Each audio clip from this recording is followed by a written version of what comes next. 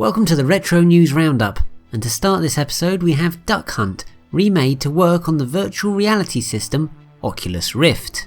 Created during the Global Game Jam, an event that sees loads of indie developers try to create titles in double quick time, there's sadly no playable version of it publicly available just yet. To answer the question you're no doubt asking though, no, you can't shoot the dog, you sicko. Second this month is that the arcade board for Sega Sonic Bros, a puzzle outing for the Blue Hedgehog that was planned but never released, was discovered. The avid collector behind this find hasn't released anything apart from this title screen though, hence this very slow zoom in. Hopefully a playable ROM will become available soon.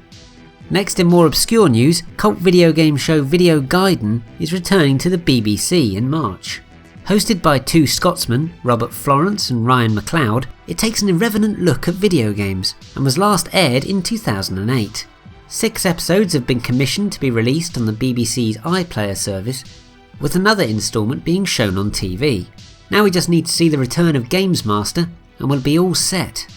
To almost round things off for this section is this KickStarter, which is for a book titled the Nintendo NES Compendium, reviews for every NES game, and it pretty much does what it says on the tin. A physical copy will cost you $65 US, but this one has some way to go to reach its target, and only a few days remain. To finish though is that supposed musician Kanye West has announced his new album is to be called TurboGrafx 16. Odds of one of the tracks being called Air Zonk are currently 5-1. We open this section with the long-awaited return of the original Pokémon on the 3DS's eShop. The red, blue and yellow iterations are now all available to download, and Nintendo have wisely allowed you to trade monsters between the versions through the handheld's wireless capabilities. Some rather nice looking 2DS units were also made available to celebrate the occasion. Also released on the 3DS this month was the Mega Man Legacy Collection, which includes the first 6 NES titles starring the Blue Bomber, as well as a few welcome extras. The Wii U's eShop also got in on the Pocket Monster action this month, even if it was with ports of the forgettable Game Boy Advance title Pokémon Mystery Dungeon Red Rescue Team, as well as its DS sibling Blue Rescue Team. The service also received Oddworld New and Tasty, which is a tip-top remake of the PlayStation 1 game Abe's Odyssey. In related news, Mother 3 will be getting a release on the Wii U in the West this year, or at least it will be according to a couple of sources very close to Nintendo. Moving on to Sony's systems, PlayStation 4 owners saw Grand Theft Auto The Trilogy released on PSN, as well as 3 new Arcade Archive titles, The Legend of Cage, Cosmo Police Galavan, and Double Dragon 2 The Revenge. The first screenshots of Dino Dini's Kickoff Revival were released this month too, with the game looking to combine the features of the original Kickoff titles with newfangled graphics, physics and AI. It'll be released for the PlayStation 4 and Vita later on this year. Xbox One owners on the other hand had to be satisfied with a port of Galaga through Xbox Live Arcade, with this being the same as the version released on the 360. Next, mobile owners got a shed load of retro this month, with Final Fantasy IX, Adventures of Mana and Ys Chronicles 2 being available to download on iOS and Android devices. There was also a port of the original Rayman and Super Tennis Champs, with both of these games being released solely on iOS. Finally, there was a version of Pong made available on the Apple Watch, and is suitably titled A Tiny Game of Pong. Do you remember the Sinclair ZX Spectrum Vega, a system that came preloaded with over 1,000 games from the classic British console? Well, the same team are looking to effectively create a handheld version of that, called the Vega Plus. It's already smashed its funding goal on IndieGoGo, but there's still time to pledge £100 and get your own when it's released.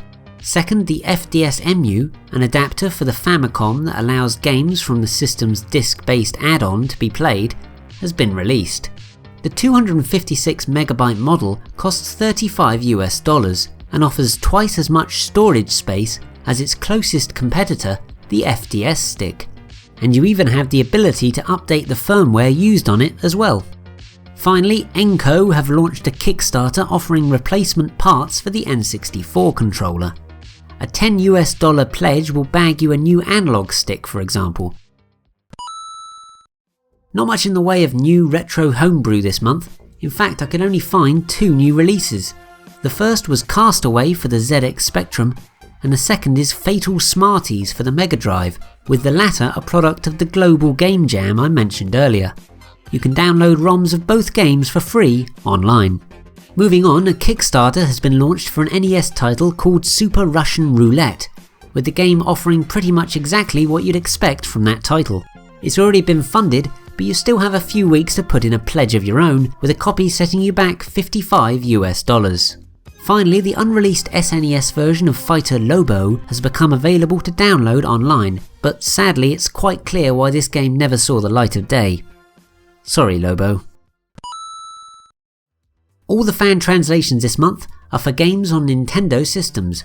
They include 4 NES games, Parasol Henbee, Kiteretsu Encyclopedia, Kamen no Ninja, Akakage, and Perman, Return the Saucer.